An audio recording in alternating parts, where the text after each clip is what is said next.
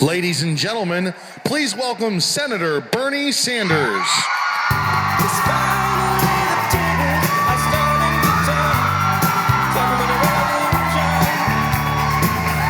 Thank you. Good morning. And you asked me to follow Nina Turner. Thanks very much. Can't do that, but I will do my best. All right, let me begin by thanking all of you, not only for what you do in fighting for women's rights, but for what you're doing to expand and improve our democracy. One of the reasons, and let me be very blunt about this, one of the reasons that I'm running for President of the United States is that I worry very much that both economically and politically, our country is sliding into oligarchy. Now, I know this is not an issue that you're going to see discussed much on TV, but it is the reality of what's happening in America. We are the wealthiest country in the history of the world. But as we speak here and meet here this morning, millions and millions of families are struggling to feed their kids. We have the highest rate, shamefully, of poverty of any major country on earth, and 40% of African American kids are living in poverty, all at the same time as 58% of all new income is going to the top 1%, and the top 1/10 of 1% owns almost as much wealth as the bottom 90%. And as a nation, we are going to have to ask ourselves whether it is morally acceptable, whether it is economically sustainable, that so few have so much, while so many have so little. In my view, that has got to change, and we need an economy that works for working families.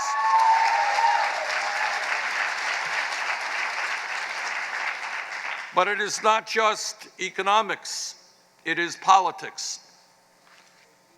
As a result of the disastrous Citizens United Supreme Court decision, millionaires and billionaires are pouring unlimited sums of money into the political process through super PACs and independent expenditures.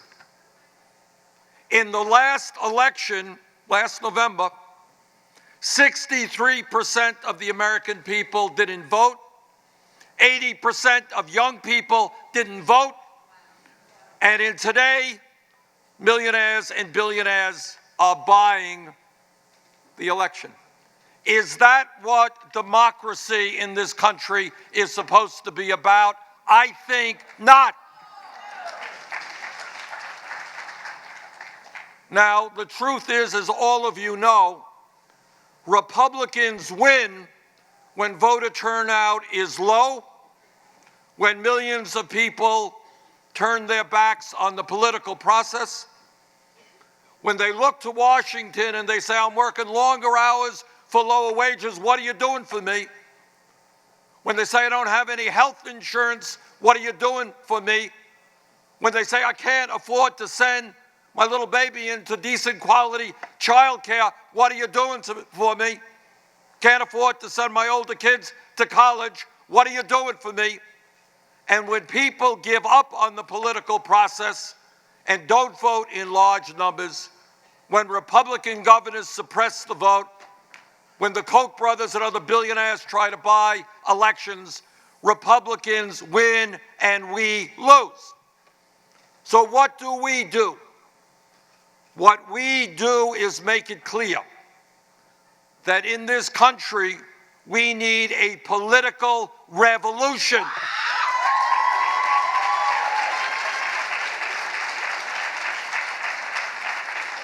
That establishment politics The same old ain't going to do it. That establishment economics is not going to do it. You want to win an election? I'll tell you how you win an election from the White House on down. You rally millions of working class people who have given up on the political process.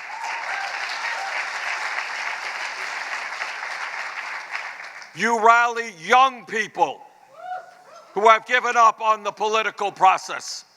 You bring people together who are prepared to say loudly and clearly, enough is enough. Our government belongs to all of us, not just a handful of billionaires.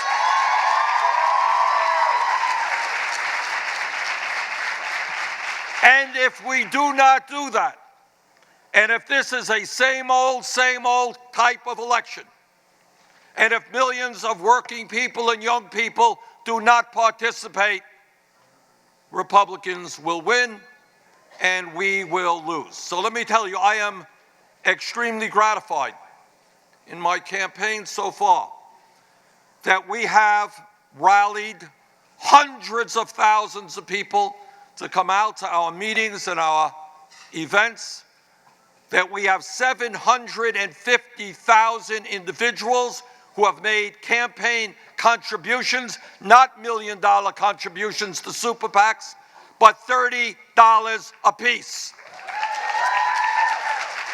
More individual contributions than any campaign at this point in a campaign in American history.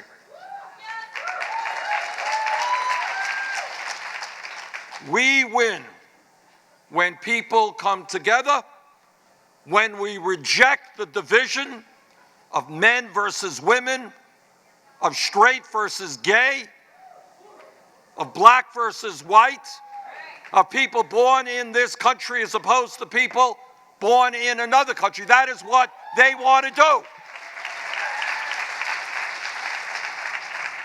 And we win elections when we stand together and we say, you know what?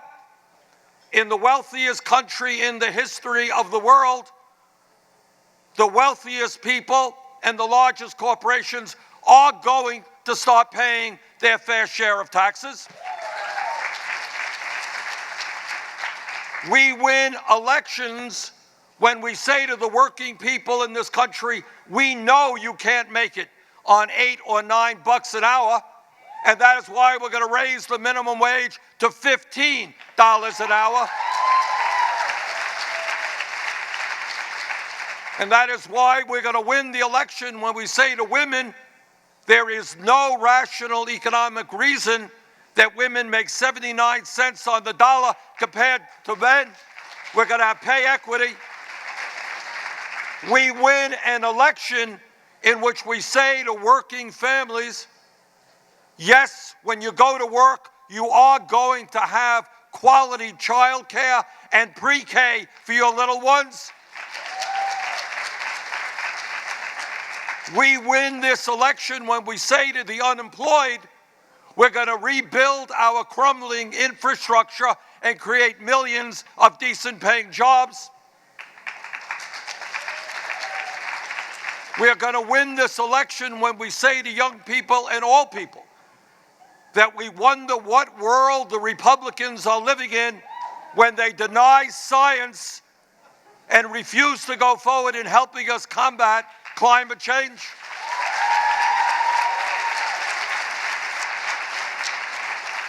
We win this election when we make it clear that women have fought too long and too hard to lose control over their own bodies.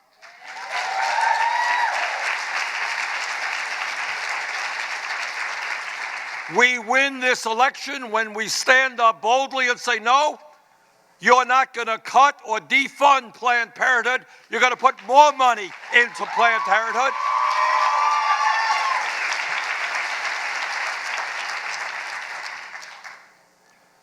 So, sisters and brothers, we are at an historical moment in American history.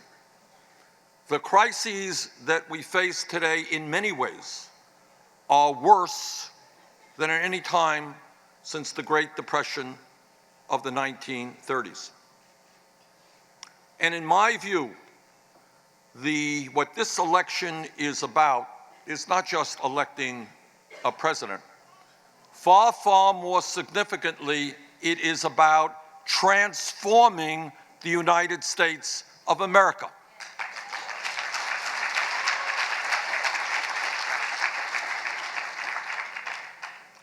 It is about understanding that there is something very, very wrong, where the United States of America is the only major country on earth that does not guarantee paid family and medical leave. How does that happen?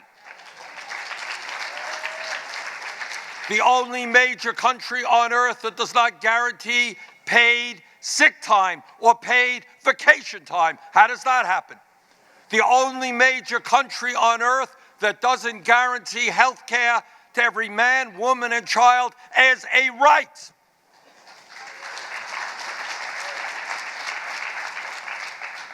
So what this campaign is truly about is to bringing people together by the tens of millions. And that's tough. That is tough stuff to do. But if we do that, we're not just going to win this election, we are going to win it by a landslide. Because what happens is, how many people in your communities believe, as the Republicans do, that we should cut Social Security, cut Medicare, cut Medicaid, cut federal aid to education, and then give hundreds of billions of dollars in tax breaks to the top 0.2%? Nobody believes that. But Republicans can win elections because so many people have given up on the political process. And what this campaign is about is revitalizing American democracy by bringing people together to stand up and fight for the promise of what this great country can be.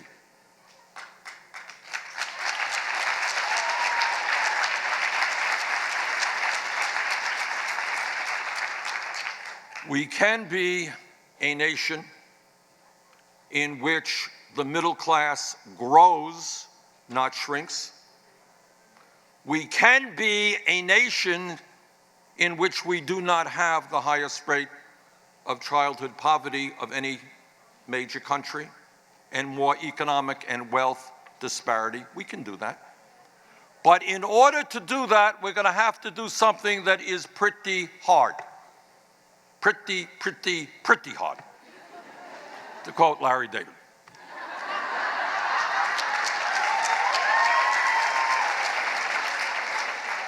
And this is what we have to do. In the last many decades, as everybody in this room knows, because you have been part of the process, we have made significant progress in becoming a less discriminatory society, and we should be proud of that. We should be proud that in 2008, the American people decided to vote for a candidate based on his program and his ideas and his character, not the color of his skin.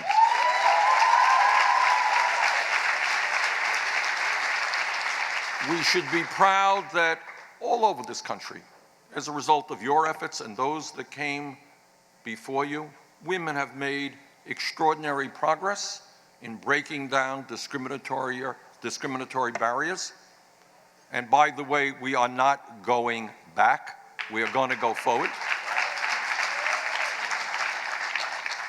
And if we were here 10 years ago and somebody jumped up and said, you know, I think that gay marriage will be made legal in every state in this country, somebody else would have asked them what they were smoking, which raises another issue. But we have made progress. We've made progress in women's rights, in gay rights, in civil rights. We still have a long way to go in all of those areas, but we should be proud of what we have accomplished. But here is where we have not made progress. We have not made progress in the economic struggle. We have lost ground. Today, men and women, in many cases, are working longer hours for lower wages. That's a fact. And almost all of the new wealth and income is going to the people on top. So the essential question in terms of the economic struggle is, are we prepared to organize and to take on the billionaire class, which today has so much economic and political power? That is the question. And if we are not successful in doing that, my prediction to you is that the rich will continue to get richer while most everybody else gets poorer. My prediction to you is that the Republicans, who do not believe Citizens United went far enough, want to get rid of all campaign finance regulations, will simply be able, through the Koch brothers and others, to give checks of hundreds of millions of dollars to the candidates of their choice. In other words, having candidates become employees of their corporate interests. That's the future if we do not educate and if we do not organize. But I have confidence that we can do both. I have confidence that if we come forward with a progressive, strong agenda that is prepared to stand up to corporate America, is prepared to stand up to the Koch brothers and the billionaire class, that is prepared to outline an agenda which will improve the lives of tens of millions of our people, we can not only win the White House, regain the Senate and the House, gain governor's chairs all over America. Not only can we do that, but much more importantly, we can transform this country and make it the country we all know that it can become. Thank you all very much.